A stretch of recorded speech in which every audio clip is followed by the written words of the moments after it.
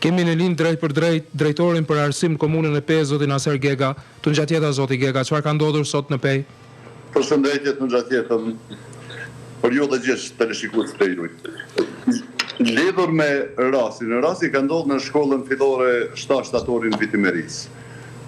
Me datën 20 kem pas disa nxënës me disa ankesa atleta të hetmimit. Dje ky numër është rrit, ka shku deri në 14 numri i ankesave të nxënësve. Kryesisht janë nxënës klasave 6 deri në 9. Mirë po prej gjithë këtij numri kryesisht kanë pas ankesa në marramendje, dhimbje barku, vjellje dhe dhimbje koke. Mirë po prej gjithë këtij numri, vetëm 7 prej tyre kanë kërkuar trajtim mjekësor në ambulancën e fshatit Vitimeris. Dhe pas ambulancës ka shku te shtëpia dhe matutje as në spital as apo në institute të tjera nuk kanë shku për trajtim mjekësor. 7 kanë shku domethënë në ambulantë, ndërsa 6 tjerë janë përcjell në familjet e tyre ose nga mësimdhënësit ose nga prindrit. Ta tjerë kanë pas simptome të lehta. Sot isha në shkollë dhe jo është kthy normaliteti çdo gjëje. Dhe kryesisht gjithë ata nxënës që janë në shkollë, një numër i vogël sa të mungojnë në procesin mësimor, jo gjithë. Zoti Gega, mund ta përsërishësh edhe një herë, po sepse pati një ndërprerje të shkurtër?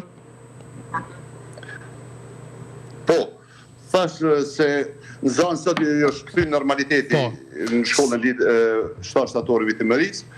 7 nxënës vetëm kanë kërkuar trajtim mjekësor ditën e djeshme dhe 6 tjerë janë përcjell te shtëpia ose prindër ose mësimdhënësve. Çdo gjë sot isha në shkollë Vitimeris atje. Lidhur me rastin dje, kam informuar Institutin e Shëndetit Publik këtu në Pejë, cilët janë marrë me trajtimin e rastit. Gjithashtu edhe inspektor sanitar në shkollë kanë ekzaminuar ato lokalet ku shërbet ushqim fast food dhe tjera dhe kanë marrë mosa dhe mbi detyrat e tyre pastaj mund dalin me konstatim realisht. Që ta dim nga çfarë janë helmuar ata, kanë konsumuar jashtë shkollës, brenda shkollës, për çfarë dyshohet që në fillim?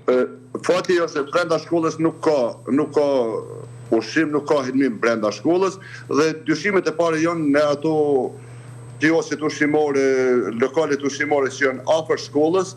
Si duket në ndonjërin prej tyre, nuk e dim saktë se në cilën, dhe presim tash rezultatet e inspektoratit sanitar, edhe policia është njoftuar me rastin dhe ta dim konkretisht. Sipas gjitha gjasave, është një helmim i lehtë, i tejkaluar fatmirësisht, pa ndonjë pasojë më të rënda. Po, megjithatë, mirë që shumica janë mirë, por është shqetësuese kur është një numër i madh i fëmijëve të cilët helmohen njëkohësisht, shfaqin pra shqetësimet shëndetësore. Numri i përgjithshëm i tyre që janë përballur me këtë shqetësim mbi 30 apo përafërsisht kaq? Deri ankesa kanë shfaq afër 14.000, kanë paraqitur ankesa. Mirë po, për këtyre 14-ve, ajo çka është reale, neve na ka interesu edhe gjeturat në ambulantën e fshatit Vitimeris, vetëm 7 nxënës kanë shku. Janë të gjithë mirë tani. Shtëpia dhe ankesat më të tjeshme në ambulantë, në trajtim në ambulantë nuk kemi pas. Janë bartur për në spital të Pejës ndonjë apo Jo, asnjë nuk është bartë. Asnjë nuk është bartë për spital të Pejës. Gjithë me çatë ekzaminim të ambulancës fillestare në fshatin Vitimeris dhe më tutje nuk ka pasur nevojë. Fatmirësisht ka pasur nevojë dhe sipas gjitha gjasave është si duket është një helmim i lehtë fatmirësisht dhe presim rezultatet tash e inspektoratit. Çfarë mund të bëjë drejtoria për arsim? Inspektorati sanitar. Qartë, pas pak do të flas me zëdhënësin e policisë në Pejë, por në nivelin e drejtorisë që ju udhëheqni në komunën e Pejës, çfarë mund të bëni në lidhje me rastin?